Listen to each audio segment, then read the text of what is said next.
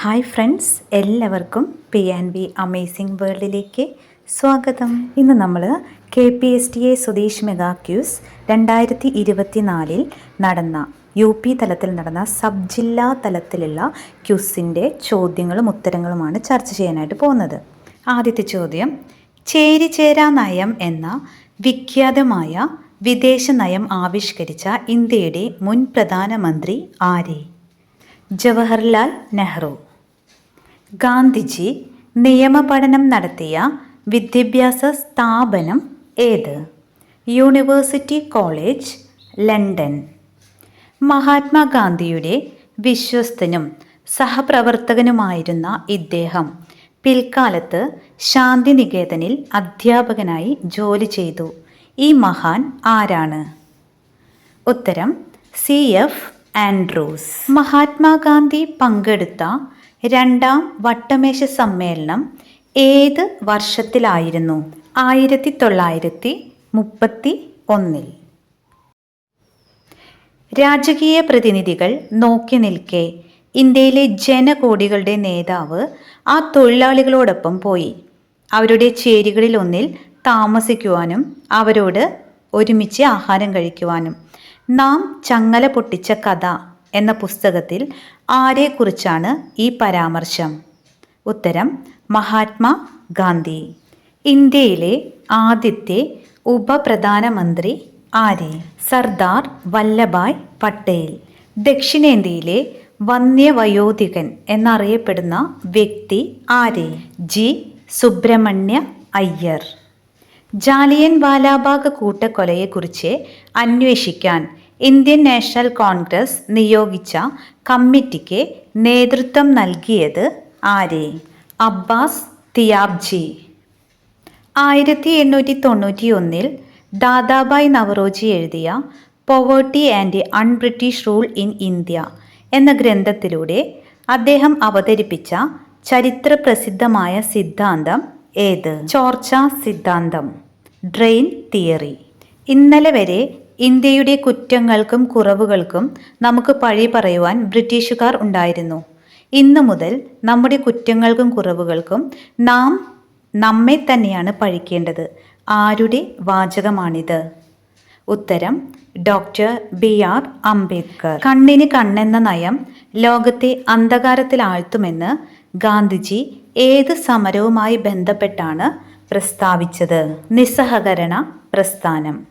2022 മികച്ച പിന്നണി ഗായികയ്ക്കുള്ള 68ാമത് ദേശീയ പുരസ്കാരം നേടിയ വനിത ആര്? ഉത്തരം നഞ്ചിയമ്മ. 1942 ഓഗസ്റ്റ് 8 അർദ്ധരാത്രി ഗാന്ധിജി ചരിത്രപ്രസിദ്ധമായ പ്രസംഗം ആരംഭിക്കുന്നു. സ്വാതന്ത്ര്യത്തിൽ കുറഞ്ഞത് യാതൊന്നും നമുക്ക് വേണ്ട. നാം ഒന്നുകിൽ ഇന്ത്യയെ സ്വതന്ത്രയാക്കും, അല്ലെങ്കിൽ ആ ശ്രമത്തിൽ മരിക്കും. അതിനുവേണ്ടി ഒരു കൊച്ചു മന്ത്രം ഞാൻ നിങ്ങൾക്ക് പകർന്നു തരാം. ഏതായിരുന്നു ആ മന്ത്രം?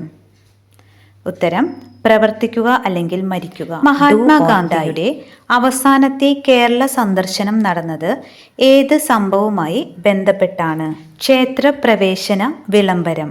1925 കാൺപൂർ കോൺഗ്രസ് സമ്മേളനത്തിൽ അധ്യക്ഷപദം അലങ്കരിച്ചു.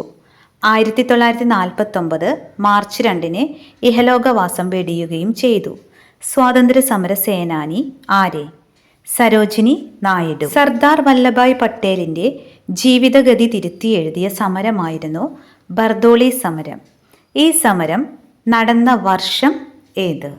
1928. നെഹ്റു ഏറ്റവും അധികം കാലം തടവിൽ കിടന്ന ജയിൽ? അഹമ്മദ് നഗർ കോട്ട 1042 ദിവസം.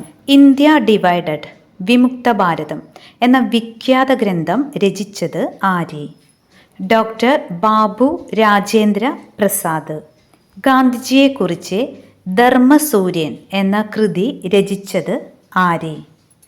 ഉത്തരം അക്കിത്തം അച്യുതൻ നമ്പൂതിരി. സ്വതന്ത്ര ഇന്ത്യയിൽ ആദ്യമായി ഒരു ഒളിമ്പിക്സിൽ 2 മെഡൽ നേടുന്ന താരം? ഉത്തരം മനു ഭാക്കർ. രാഷ്ട്രപതി സ്ഥാനത്തേക്ക് മത്സരിച്ച പ്രഥമ മലയാളി ആരാണ്? VR കൃഷ്ണയ്യർ. ഇന്ത്യയിലെ ആദ്യത്തെ ബന്ദ് നടന്നത് ഏത് വർഷം? 1907. ബാലഗംഗാധര തിലകിനെ ജയിലിൽ അടച്ചു. ആകാശവാണിക്ക് ആ പേര് നിർദ്ദേശിച്ചത് ആരാണ്? രവീന്ദ്രനാഥ ടാഗോർ. ദാദാ ഫാൽക്കെ അവാർഡ് നേടിയ ആദ്യ മലയാളി ആരാണ്? അടൂർ ഗോപാലകൃഷ്ണൻ. ഇന്ത്യയുടെ ദേശീയ ജലജീവി ഏത്? ഉത്തരം ഗംഗാ ഡോൾഫിൻ സുസു. ഇരുണ്ട പശ്ചാത്തലത്തിലെ പ്രകാശമാനമായ ബിന്ദു എന്ന് നെഹ്റു വിശേഷിപ്പിച്ചത് ആരെയാണ്? ഉത്തരം ഝാൻസി റാണി. നമ്മുടെ ദേശീയ ഗാനമായ ജനഗണമനയുടെ ഈണം ചിട്ടപ്പെടുത്തിയത് ആരെ?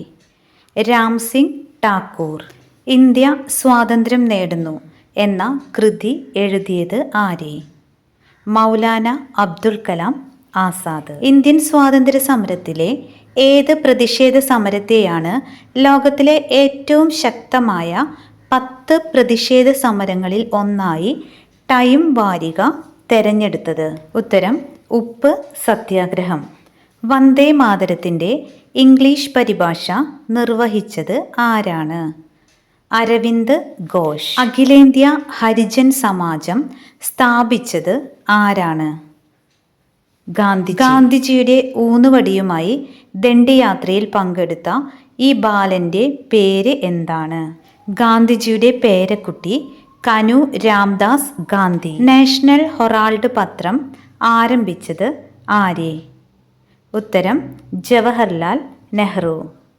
ഇന്ത്യയുടെ ആദ്യത്തെ പ്രധാനമന്ത്രി ജവഹർലാൽ നെഹ്റു എന്നത് നിങ്ങൾക്കറിയാം.